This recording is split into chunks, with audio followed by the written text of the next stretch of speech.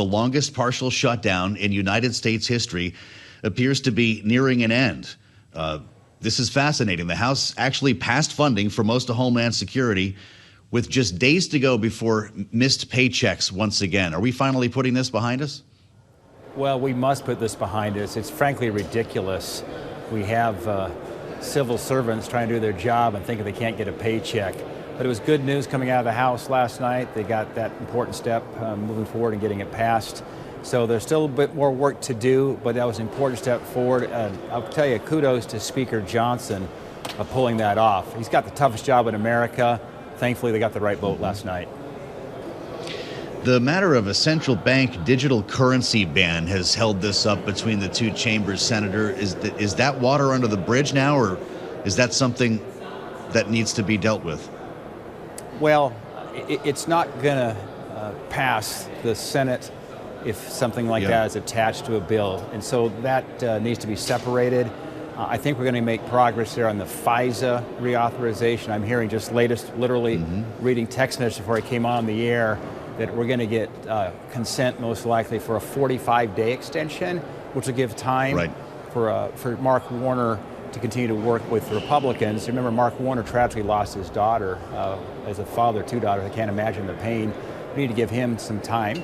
And I'm thankful the Senate will come together and looks like give a 45-day extension temporarily on FISA. We get the real work done after the next couple of weeks.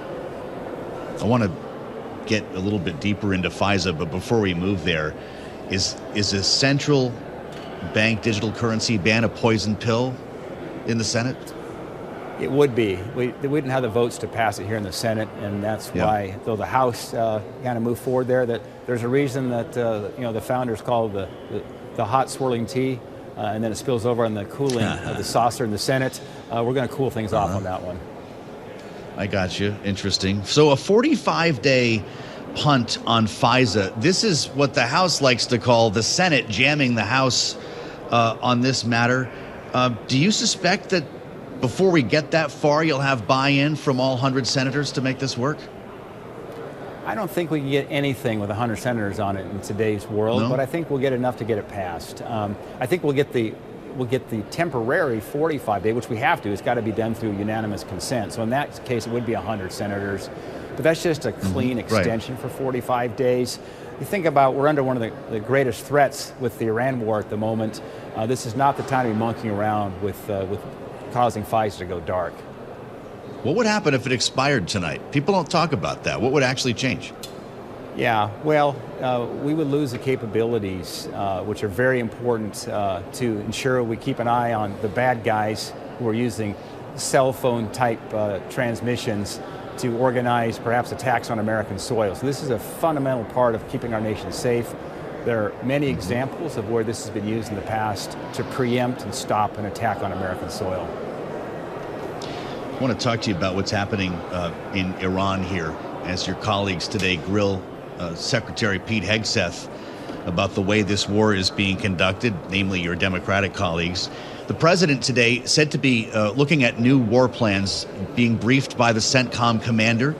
And the supreme leader in Iran says they're going to be protecting their war industries, nuclear material and missiles, the same way they do their borders. Senator, are we going back to war? Well, I know this. The Iranians respond to one thing, and that's a maximum pressure campaign.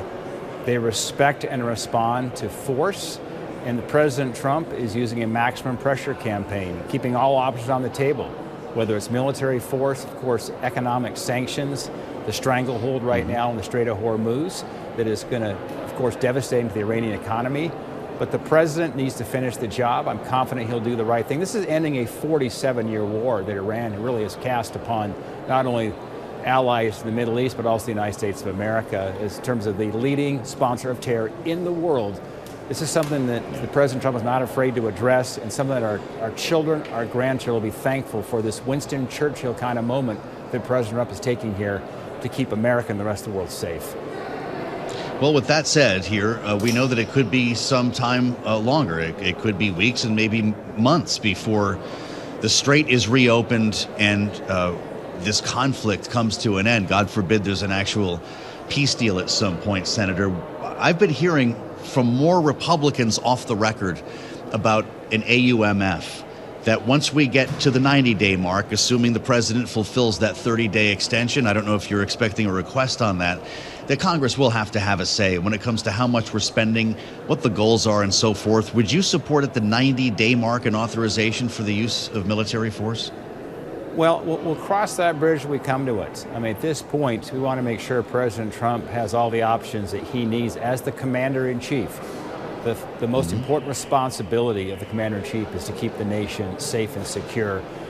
Iran was very close to having nuclear capabilities, and we saw with that missile that was launched that splashed near Diego Garcia, it shows it had a 2,500-mile capability with the medium-range ballistic missile. That puts most of Europe, most of the European capitals in range of a possible nuclear ballistic missile from Iran. So thank God President Trump took the initiative before Iran took the first shot. And it's not only the intercontinental ballistic missile threat with nuclear warheads, but also the ballistic missiles that they were continuing to build that would have overwhelmed the defenses certainly of Israel and many of our allies. And so President Trump preempted that.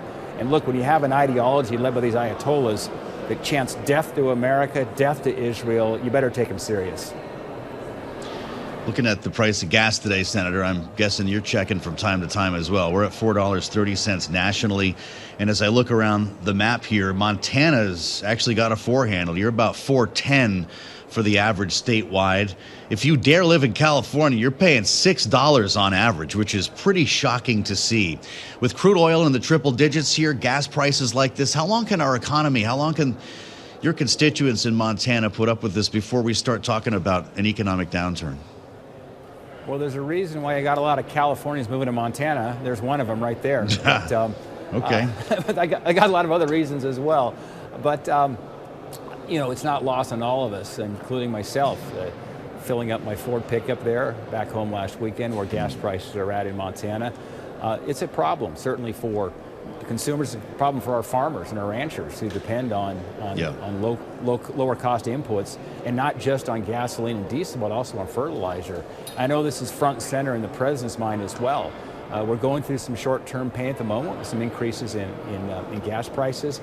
But you go back to what happened in the Ukraine crisis when Putin launched the war there. We saw gas prices double. We saw them come down dramatically over a relatively short period of time as well. So it's a very elastic market. The pricing's elastic, and I'm confident we're going to see the prices come back down as President Trump finalizes this conflict.